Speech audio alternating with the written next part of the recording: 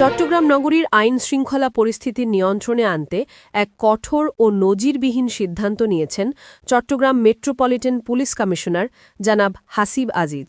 তার নির্দেশ, সন্ত্রাসীদের দেখামাত্র সাবমেশিনগান বা এসএমজি থেকে ব্রাশ ফায়ার করা হবে। কমিশনার হাসিব আজিজ আজ মঙ্গলবার দুপুরে নিজস্ব বেতার বার্তায় টহল পুলিশ সদস্যদের প্রতি এই কড়া বার্তা দিয়েছেন। তিনি বলেছেন, শটগান হবে না, চায়না রাইফেলও বাদ, এখন এসএমজি ব্রাশ ফায়ার মোডে থাকবে।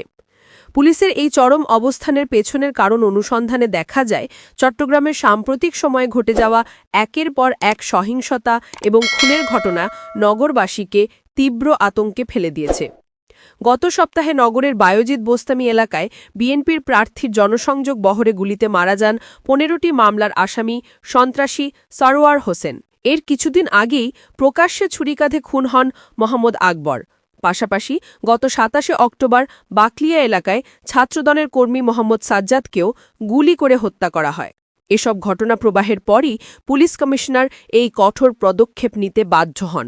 প্রথম আলোকে দেওয়া এক সাক্ষাৎকারে নগর পুলিশ কমিশনার হাসিব আজিজ এই নির্দেশনার কারণ ব্যাখ্যা করে বলেন, বাইরে থেকে অস্ত্রধারী সন্ত্রাসীরা এসে নগরবাসীকে গুলি করে চলে যাবে তা হতে পারে না।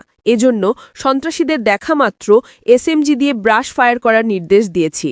তবে তিনি এটিও নিশ্চিত করেছেন, এই নির্দেশ কেবল অস্ত্রধারী সন্ত্রাসীদের জন্য, নিরস্ত্র সাধারণ মানুষের জন্য নয়। নতুন নির্দেশে টহল টিমগুলোকে এখন থেকে এসএমজি ছাড়াও শটগান, ২টি গ্যাসগান এবং টিম ইনচার্জকে 9mm পিস্তল বহন করতে হবে। একই সঙ্গে স্থায়ী চেকপোস্টের সংখ্যা 7টি থেকে বাড়িয়ে 13টি করার নির্দেশ দিয়েছেন তিনি।